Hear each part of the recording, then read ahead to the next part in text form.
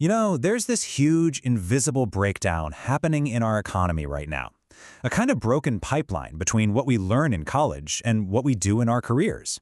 Today, we're not just going to talk about that gap. We're going to look at a whole new kind of infrastructure designed to build a bridge right over it. And it all really starts with this one number, 52%. That's the percentage of recent college graduates who are underemployed. Just let that sink in for a second.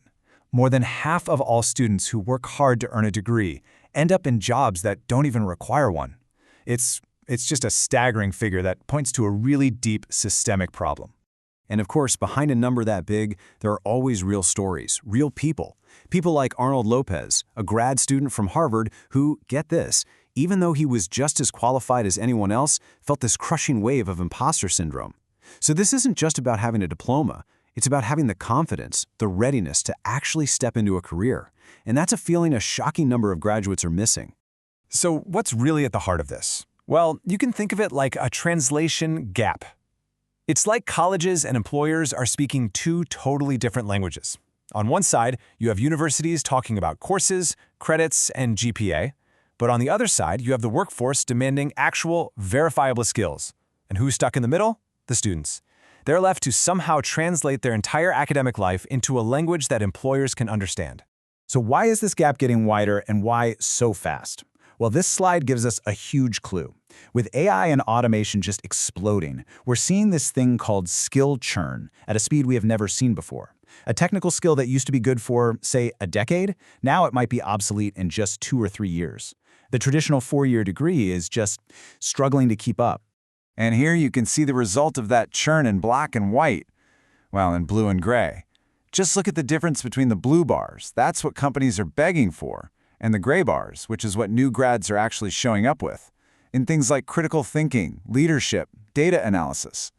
The disconnect is massive. This isn't just a small issue. It's a very real proficiency problem. Okay, so we've spent some time on the problem. Let's flip the script and look at the other side of this gap. What are the skills that today's, and really tomorrow's economy actually wants? This list from the World Economic Forum is, well, it's fantastic. Because yeah, of course, you've got your analytical thinking and your tech literacy right at the top. But then look closer. It's also packed with these deeply human skills: resilience, curiosity, empathy, social influence, being a lifelong learner. The future, it turns out, isn't just about being good with computers. It's about how we think and how we work with each other. And the scale of this shift, it's almost hard to wrap your head around. 39%. We're talking about nearly 4 out of every 10 people in the entire global workforce needing to learn major new skills by 2030, just to stay in the game. This isn't a small tweak. It's a complete rewiring of how we work. All right, so if the whole problem is this translation gap, then it stands to reason that the solution has to be some kind of translation layer, right? We need a new system, something built from the ground up to be that bridge between the world of learning and the world of working. And sometimes the best mission statements are the simplest ones. This is the whole idea behind a platform we're going to look at today called Nexus OS. The goal isn't to replace college, but to make the incredible value you get there actually readable and marketable to employers. So how do you actually build this bridge? Well, you create what's called translation infrastructure.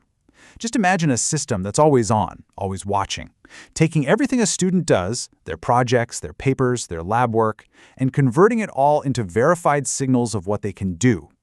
And, this is key, it's a two-way street. It sends that intelligence back to the university so they can keep their classes and programs ahead of the curve. Okay, this diagram really helps make it all click. Think of it like an operating system, but for your career. You've got all these different layers: the kernel, the drivers, the services, and they're all working together to connect the 3 most important players: the students, the universities, and the employers. It's an OS for that whole education-to-work pipeline.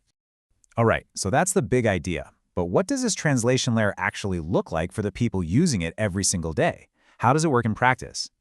The really clever part here is that even though everyone is pulling from the same pool of data, the experience is totally tailored to who you are. It looks and feels completely different if you're a student versus, say, a college dean or a recruiter. So if you're a student, this thing is basically your career co-pilot. And I mean, this is so much more than just another job board. It's a dynamic guide that looks at what you're learning, shows you career paths you might have never even thought of, points out your skill gaps in real time, and even helps you tweak your resume for a specific job you want.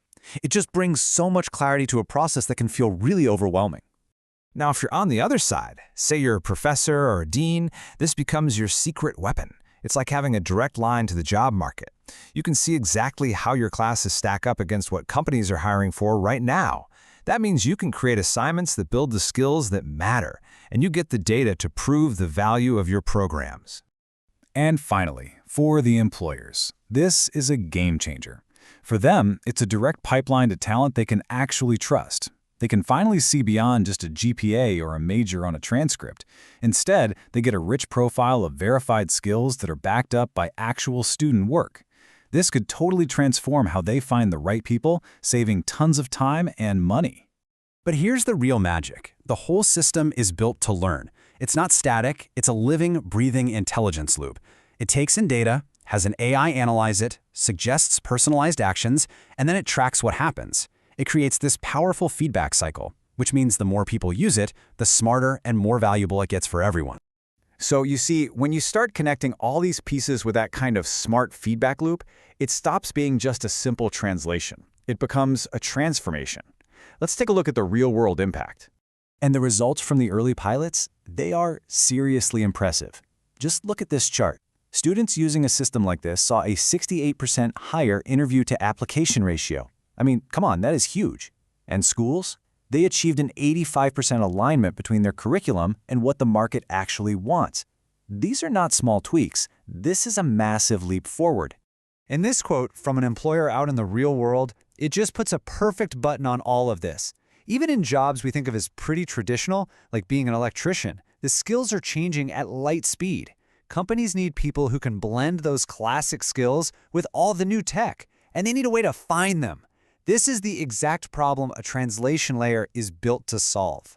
So this really just leaves us with one final big question. As AI keeps changing everything faster and faster, that gap between what's being taught in school and what's needed at work is only going to get wider.